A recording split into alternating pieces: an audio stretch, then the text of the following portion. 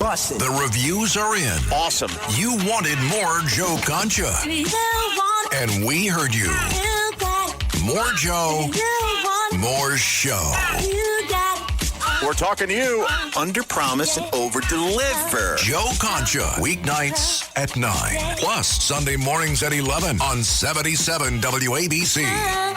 Jimmy Kimmel no longer tries to be funny. Not that he ever really was. Joe Concha. Weeknights at 9. Plus Sunday mornings at 11. Democrats defending cocaine coming into the country. Listen, all you New Yorkers. Taxi. Okay, man, we're looking around. This is the 77 WABC minicast. With this crazy, terrible weather, there was a horrible crash of a private jet that flipped upside down on a very icy runway last night in Bangor, Maine. We're going to get to Brigadier General Blaine Holt in a moment. But first, here is a little bit you'll hear from the 911 dispatch call after the crash. Take a listen. Attention, Hamden Fire tankers requested to Bangor International Airport for an aircraft incident. Repeating, Hamden Fire tankers requested to the airport for an airport incident. Aircraft incident. Please acknowledge this is clear 1951. Hamden Fire, Penobsco. Hamden Fire. Acknowledging that page. Can you send a general alarm? 7-4 can, stand by. Well, you hear them communicating back and forth. Joining us now is Brigadier General Blaine Holt. He was also a deputy representative to NATO, and he was an Air Force accident investigator. So perfect person to be talking to about all of this. General Holt, we love you, and it's always great to hear from you. So sad, this news.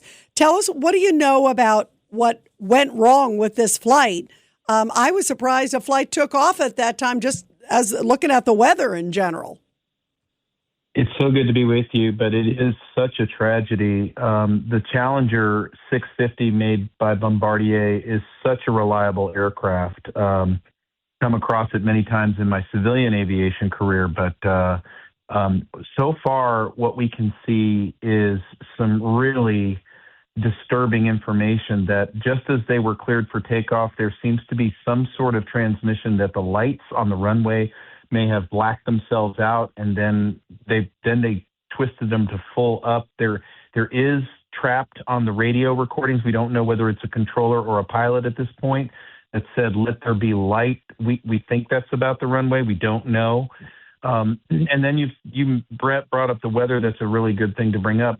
I'm not convinced the weather was out of minimums for them to take off. In fact, the tower would have said something. But where my mind goes always with accidents like this in these conditions is how well was the aircraft de-iced with de-icer fluid? What was the de-icer fluid like? What was its viscosity? That stuff is like liquid gold. But if you wait too long after you've been de-iced, you got to go back and you got to do it all over again. And so there's so much to learn. This aircraft was heavy. It was fully loaded with fuel and passengers on its way to Paris. Now, one of the things we were talking with John Katsimatidis earlier, and John was surmising too, maybe it's the de-icing, or maybe one side was done better than the other and it would have made the weight disproportional. Could that have been a factor? I mean, he has a lot of experience up in the air too.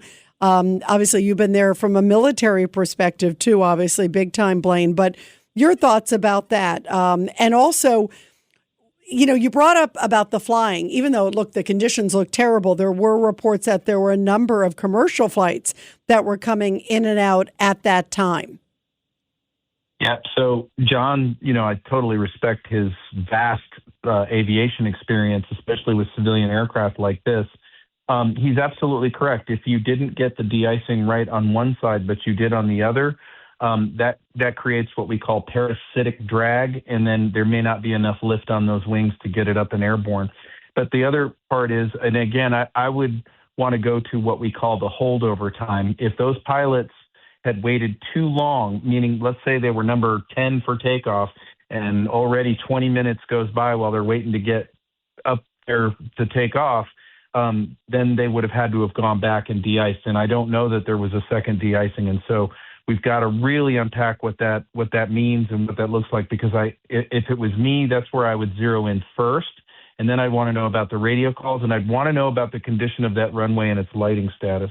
Yeah, what do we know about the lighting status? Because that's interesting. Do we know that the lights went out on the runway, or is that just some reports at this point? Because that's interesting. That's troubling. Yeah, we've got a report like that from any direction is enough to investigate it. So the investigators, the NTSB is on site now. What they're going to be doing is they're putting that in a box too. They're gonna run that one to ground. The air traffic controllers will have the best information for them on, well, why were the lights stepped down low, and then how did they get back up to full pitch? Is it a malfunction? Is it a bad switch position?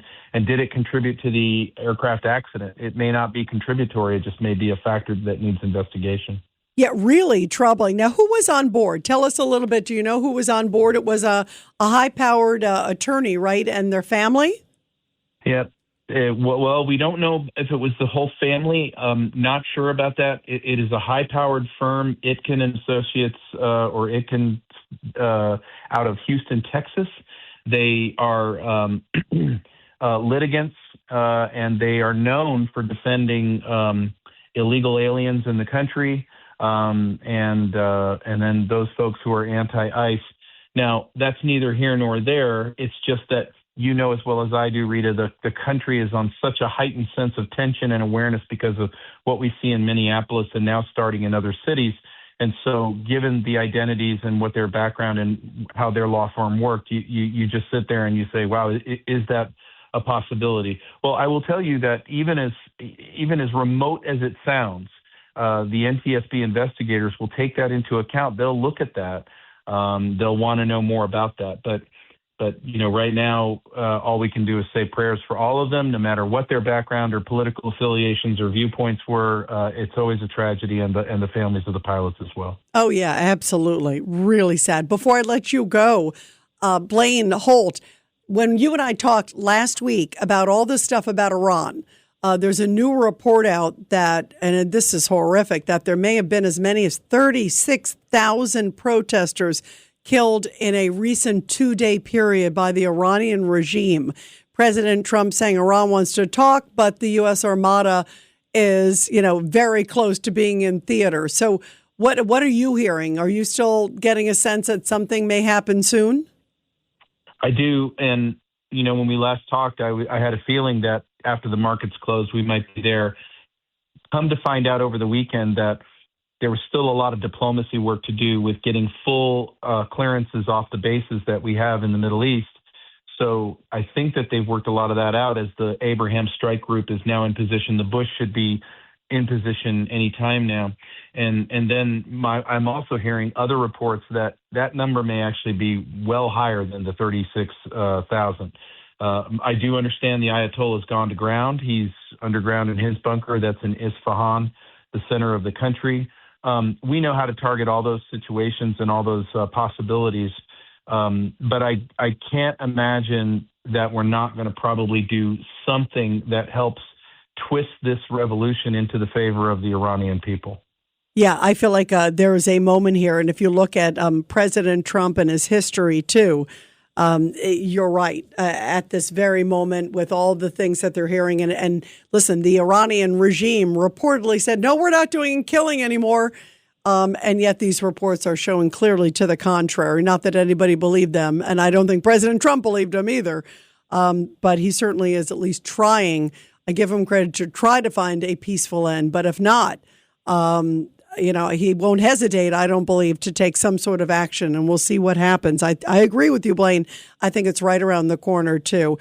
General Blaine Holt, we love you and so appreciate you being here. It's always so great to get your insight. Thank you so much. My pleasure. You take care. Thank you. You too, my friend. It's the perfect time to replace that beast in your basement, your old inefficient boiler, with a highly efficient Peerless Boiler. Peerless Boilers, they're a perfect match for homes, apartments, commercial buildings, you name it. Get the heat and hot water you need efficiently and save big on your energy bill all year long. Learn more about the entire Peerless Boilers family of products, and to find a local installer near you, visit peerlessboilers.com. And remember, my guy Pete Morgan, Peerless Boilers, the world's best built boilers, peerlessboilers.com.